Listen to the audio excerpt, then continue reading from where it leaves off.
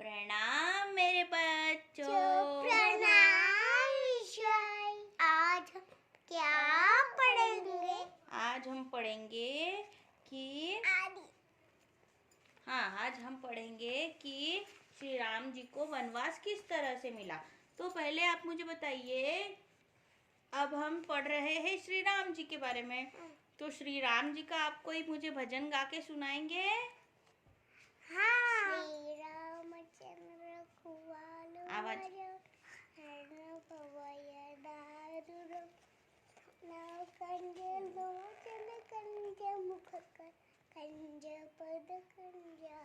आपने बहुत अच्छा बोला, लेकिन आपका आवाज ही नहीं आया। आप बोलो।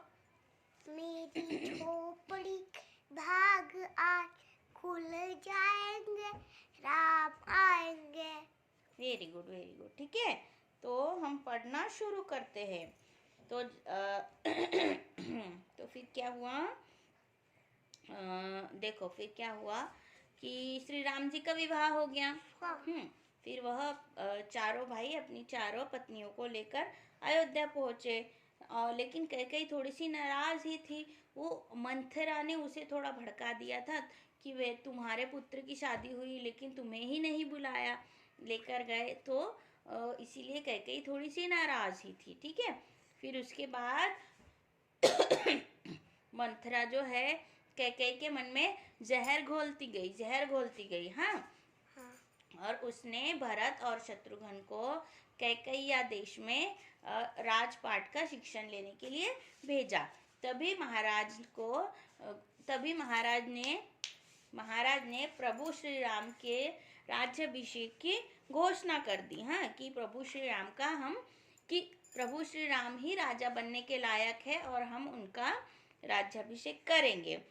किंतु फिर रानी ने फिर क्या हुआ, अपनी मंत्रा ने कैकेयी को जाके बताया और उसके मन में जहर घोला कि तुम्हारे पुत्र का राज्याभिषेक नहीं हो रहा है, राम का ही हो रहा है। दशरथ राजा जो है वह सिर्फ और सिर्फ राम से ही प्यार करते हैं, भरत वगैरह से प्यार नहीं करते हैं। तो इस तरह से कैकेयी के मन में फिर गुस्सा भर गया प्रभु श्री राम के लिए और राजा दशरथ के लिए। तो उसने फिर कैकेयी को फिर कैकेयी चिंता में आ गई। बच्चों कैकेयी फिर चिंता में आ गई। तो फिर मंथरा ने कैकेयी को याद दिलाया कि एक बार युद्ध में कैकेयी ने जो है राजा दशरथ की जान बचाई थी। तब उन्होंने उसे 2 वर मांगने के लिए कहा था, लेकिन कैकेयी ने क्या कहा था कि मुझे अभी तो कुछ नहीं चाहिए, क्योंकि मुझे समझ में नहीं आ रहा है कि मैं क्या मांगू, परंतु जब सही समय आएगा तो मैं आपसे 2 वरदान मांग लूंगी, ऐसा कैकेयी ने कहा था। हाँ, तो फिर उन वरों को मांगने का यही सही समय है, ऐसा मंथरा ने कैकेयी से कहा। ठीक है, फिर कैकेयी ने राजा दशरथ को बुलाया और उनसे कहा कि मुझे आपने जो घोषणा की है श्री राम का राज्याभिषेक, वह मुझे बिल्कुल भी पसंद नहीं आई है। तो मैं चाहती हूँ कि मुझे आप 2 वरदान दे जो बाकी रह गए थे। तो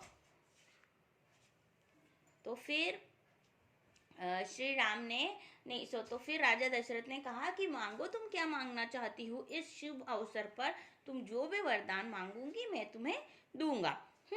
तो फिर कैकेयी ने पहला वरदान क्या मांगा कि भरत को राजा बना दो। क्या वरदान मांगा? भरत का राजा बनना, मतलब भरत का राज्याभिषेक। और दूसरा वरदान मांगा कि प्रभु श्री राम को वनवास के लिए आपको भेजना पड़ेगा। समझे बच्चों? समझे। तो आपने ये देखा है ना रामायण में? हाँ। फिर कैकेयी के दोनों वर सुन के राजा दशरथ बहुत चिंतित हो गए। उनके लिए यह एक असमंजस की स्थिति थी। अपना वचन उन्हें निभाना था उनके समक्ष कोई दूसरा रास्ता भी नहीं था। है ना? हाँ।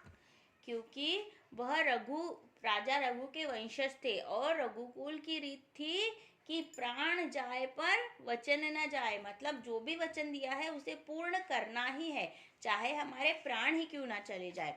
फिर लेकिन राजा दशरथ बहुत चिंतित थे, बहुत उदास थे। और फिर प्रभु श्री राम आए और उनसे पूछा कि पिताजी क्या हुआ। तो फिर कैकेयी ने उससे बताया कि ऐसा ऐसा है। तो फिर प्रभु श्री राम तुरंत मान गए और उन्होंने कहा कि मैं वनवास जाने के लिए तैयार हूँ, और अगर आप भरत को राजा बनाते हैं तो मुझे सबसे ज्यादा खुशी होगी। समझे बच्चों? समझे तो विषय। इस तरह से प्रभु श्री राम अपने माता पिता की कोई भी बात नहीं टालते थे और हर बात मान्य करते थे और उन्हें सम्मान देते थे। समझे बच्चों? समझे विषय। तो क्या आप भी अपने माता पिता की सारी बातें मानेंगे? हाँ। पक्का? हाँ। ठीक है बच्चों, बाय बाय। Bye bye.